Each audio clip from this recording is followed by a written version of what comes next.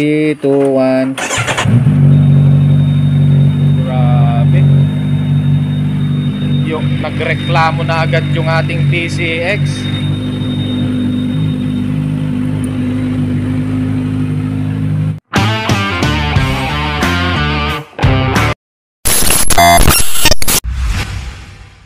Okay mga best friend, magandang buhay sa ating lahat. Welcome po sa ating pong channel, Best Friend Moto.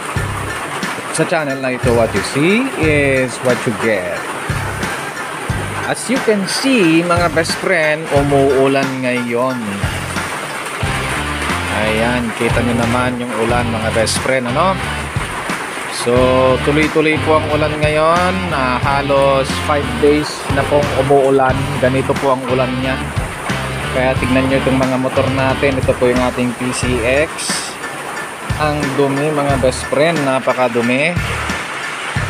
Ayan, kaya nakakatamad pong maglinis ngayon ng mga sasakyan, lalo na itong ating Ninja.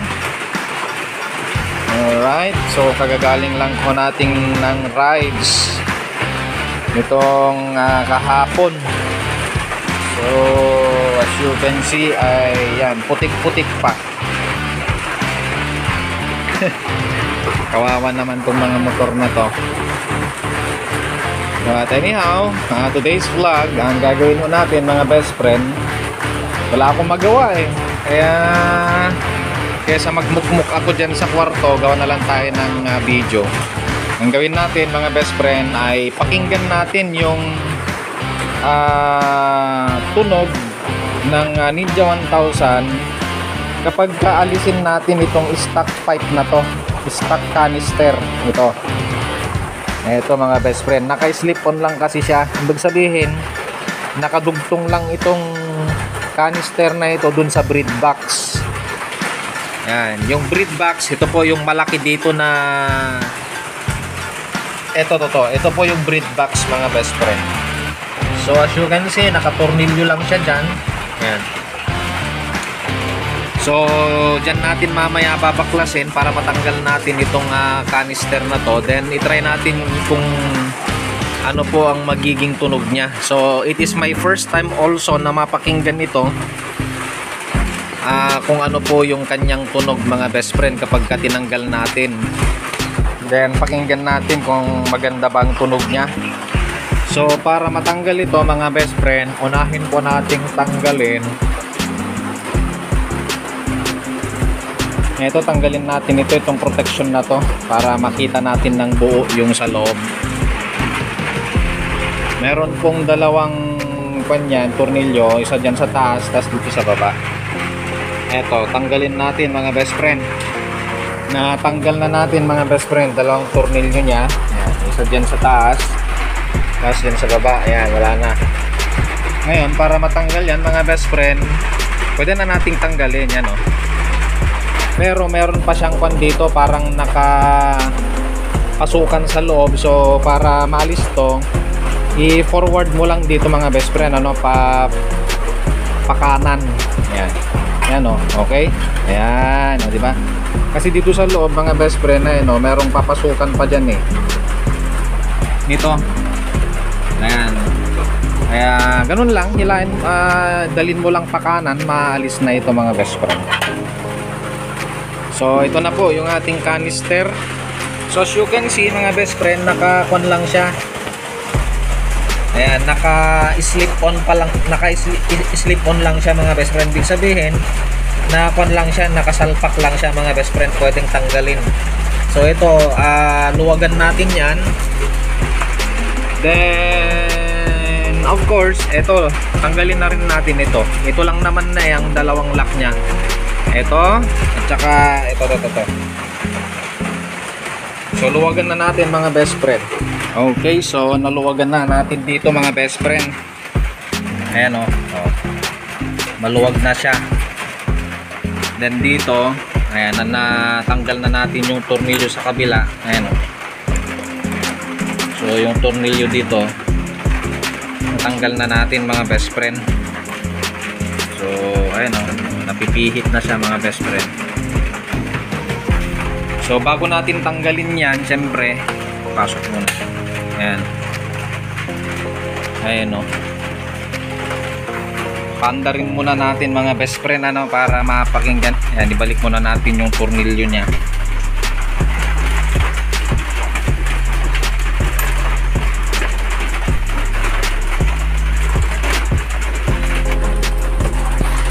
Okay, so paandarin muna natin mga best friend para marinig natin yung stock sound niya. Then mamaya tanggalin natin to, tignan natin kung anong magiging sound niya mga best friend. Pero syempre mga best friend, ang requirement ng vlog na to, tong content na to, ay gamit kayo ng headset. Kung pwede ay yung quality na headset mga best friend, para ma-appreciate natin yung sound. Pagka naka-headset kasi mas malapit sa katotohanan pagka naka-headset tayo. Kaya yun bago natin ituloy itong video na to ay dapat may mga headset na po kayo. So yan, tingnan natin, pandarin na natin sa kanyang stock pipe. Cold start to mga best friend ano, cold start. Hindi natin patatagalin yung kanyang cold start kasi syempre iinit yan kapag pinatagal natin, para lang may kumpara, for the sake na may kumpara natin mga best friend. Yun no. Oh yan no, as you can see, cold start. Wala pa siyang temperature mga best friend no.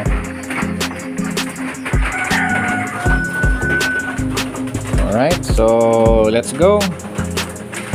Dito tayo banda. Headset niya mga best friend ito yung pinaka-stock niya, stock pipe.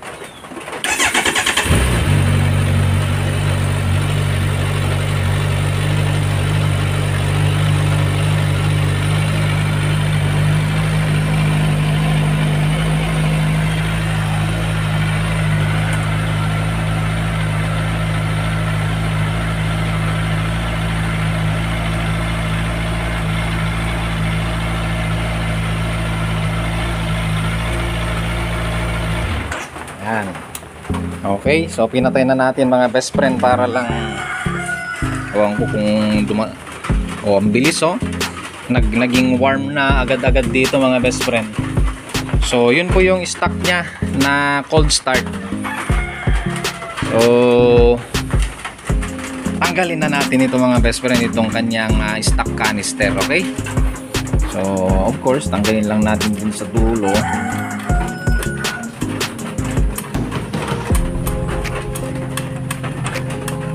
Sa totoo lang, pagka in person mga best friend, in person, tapos itong stock canister, sa totoo lang maganda na yung sound niya kasi 4 cylinder to.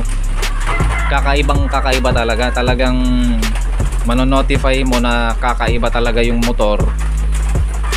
Kasi yung sound niya talaga ay parang 4 wheels na ganoon.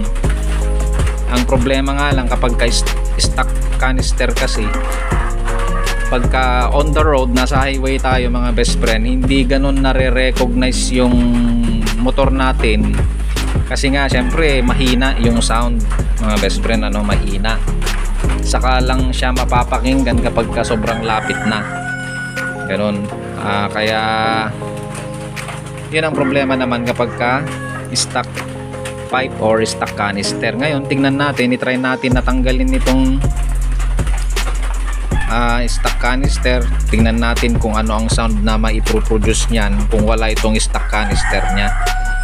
So nandyan pa rin yung breed box, yung bakal na yan, breed box pong tawag dyan. Then dun sa gitna andyan po yung catalytic. Ito yung catalytic mga best friend. Ayan, yan mismo, catalytic converter bang tawag dyan. So andyan yung catalytic. Yung mga iba tinatanggal nila, yung mga iba dito lang sila nagtatanggal sa may breed box, nananatili yung catalytic. Ang problema ganito mga best friend ano,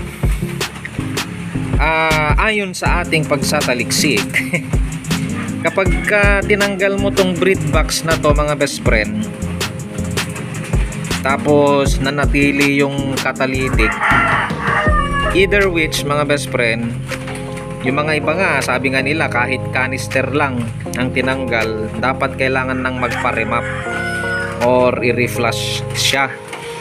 kasi nga naka-engineer itong setup na to sa ECU nito mga best friend. Talagang panyo nakasang-ayon sa setup na meron itong exhaust system ng Ninja 1000. Kaya kapag ka nagpalit tayo ng canister, yung advice ng mga iba ay kahit canister lang, slip on canister, dapat need na daw magpa-remap or magpa-reflush. Di mas lalo na pag tinanggal mo yung breed box mga best friend, dapat magpa-remap ka, magpa-reflush ka na. Mas lalo na naman kung tinanggal mo yung catalytic, nag-cut delete ka mga best friend. Okay, kailangan mo magpa-remap, magpa-reflush. Mas lalo na pagka ginawa mong full system exhaust, pinalitan mo lahat yan mula doon sa headers mga best friend. Syempre lalaki yan, yung butas mga best friend, nako po. Ang mahal pa naman ng pa-remap mga best friend, pa-reflush. Okay, so karagdagang tips lang yun, karagdagang kaalaman sa mga hindi pa po nakakaalam. Alright, pero tayo, dahil wala pa naman tayong budget para sa pagpaparemap, at wala yatang nagre-remap dito sa region 2 mga best friend, kaya tingnan natin kung pwede, kung anong resulta in person sa akin mismo, in person na reaction ko, then kayo na makikinig sa pamamagitan ng headset mga best friend, ay makita natin kung ano ang pagkakaiba, kung okay ba sa inyo, lalo na ako na makikinig in person, kung okay ba sa akin, para at least kahit pa paano mabigyan ko ng idea yung may mga ganitong motor, lalo na Ninja 1000 SX. Right, para sa ganun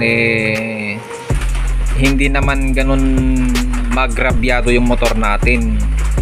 Siyempre tayo na mga driver, gusto natin na gaganda yung tunog, ma-appreciate yung 4-cylinder na motor. Ang problema kasi pagka nagpalit tayo, okay, tinanggal natin yung breed box, catalytic, na hindi tayo nagpaparemap mga best friend, ang tawag nito, magiging lean po yung motor natin mga best friend. Syempre pagka may problema yung sunog ng fuel mga best friend, alam na magkakaproblema in long run, long term effect. Hindi naman agad-agad mga best friend, pero may long term effect yun sa makina mga best friend. Hindi ako expert sa mga bagay na ito, pero napapakinggan ko yung mga ganong mga advices ng mga experts mga best friend, kaya makikinig tayo sa mga advices nila. Okay, ngayon tingnan natin, tanggalin na natin itong canister. Natanggal na natin mga best friend. Ayan na. So ganun lang pala magtanggal mga best friend, napakadali lang. So ayan, parang ganyan po yung pong pinasukan ng ating pong stock canister. Okay, so ito na mga best friend, mag-suit na kayo ng headset sapagkat paandarin ko na. Cold start pa rin ito mga best friend. Mabigat din to mga best friend, nasa kwan siguro to, na less than 10 kilos ito sa canister pa lang mga best friend. Okay, so ito na, paanda rin na natin mga best friend. As you can see, cold start pa rin siya. Ayan, paanda rin ko 3, 2, 1. Grabe, yung nagreklamo na agad yung ating PCX.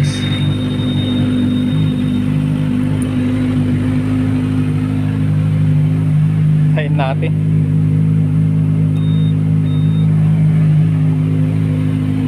Eto na. Grabe, ang ganda ng tunog mga best friend.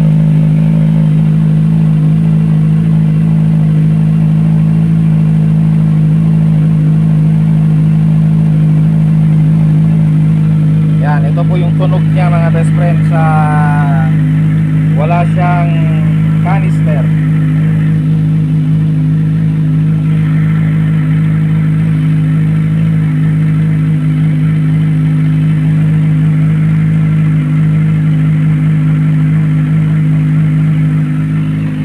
antayin natin na ayun na, nasa 42 na siya. Yan, 43 degrees. Antayin natin na mag 60 degrees, then doon tayo bomba.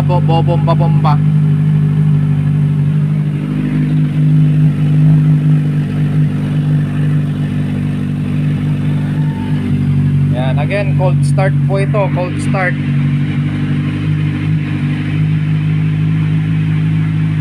Nagreklamo agad yung ating PCX nung kapapaandar lang.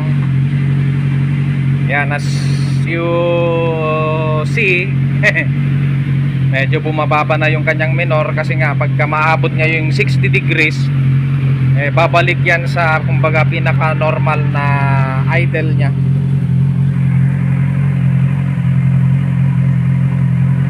...56 degrees Celsius. Malapit na tayo mag 60. Pag nag 60 yan mga best friend, pwede na tayong bumomba. So again, yung headset ninyo mga best friend headset ganda. Medyo lumayo tayo.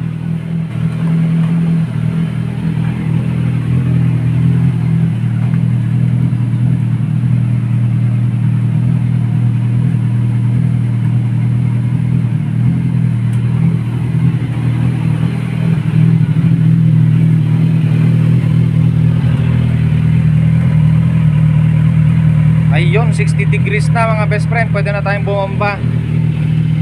Ayan, so pakinggan na po natin yung kanyang sound. Bomba na tayo mga best friend. Wow, grabe. Simple lang na bomba yun. Grabe.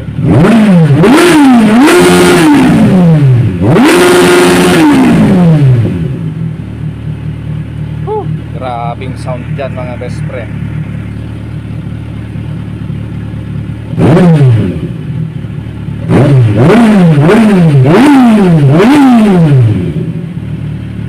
Wow, what a sound. Alright.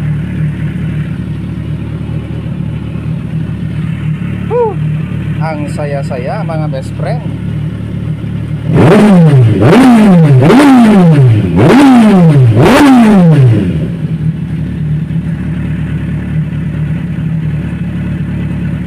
Grabing sound dyan.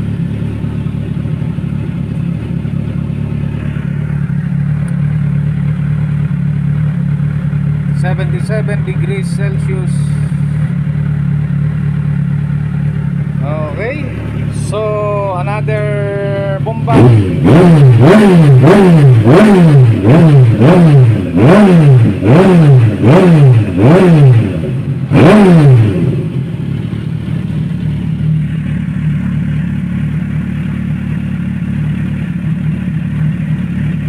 Yan, okay na yun, patayin na natin.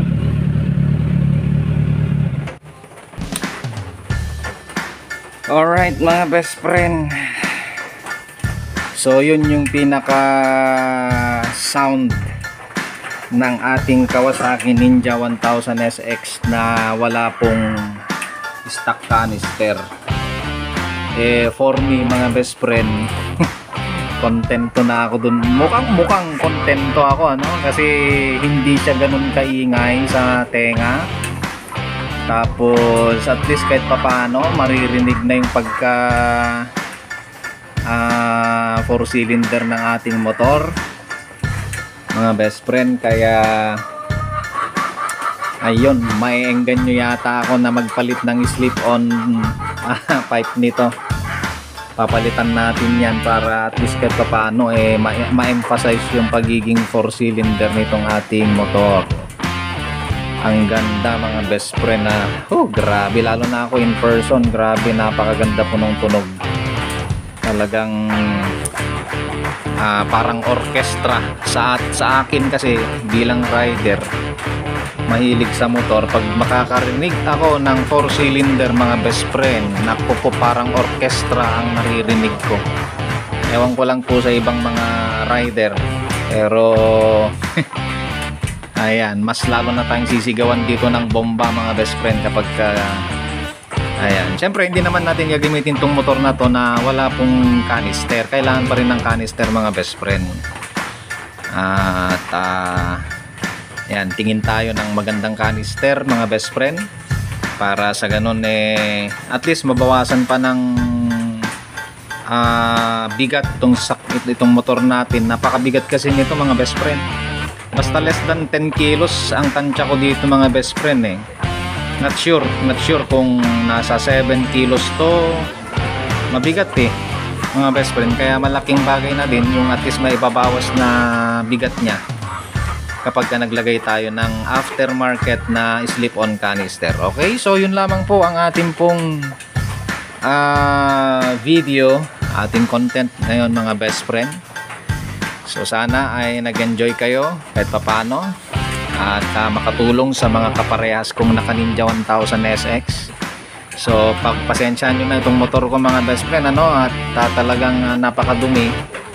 Wala lang akong magawa ngayon kasi nga umuulan tignan nyo naman yung ulan ba na tuloy-tuloy, hindi naman ganun kalakasan pero tuloy-tuloy na ulan kasi. Nakakabasa pa rin tapos galing pa tayo ng rides kaya hindi pa natin napawashingan mga best friend, kaya pagpasensyaan nyo na.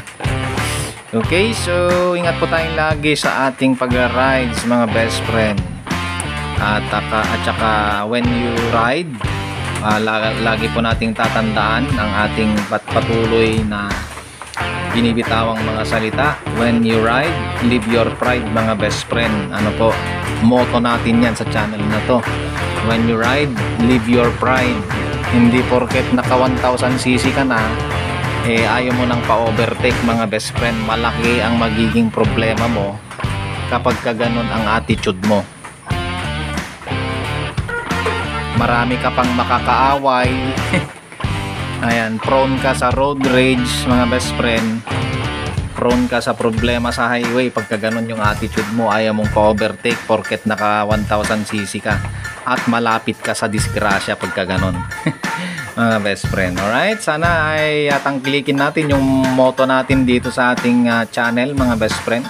Kung hindi pa kayo nakapag-subscribe sa ating channel, mag-subscribe na po kayo para sa ganon ay masuportahan nyo naman po ang ating pong channel.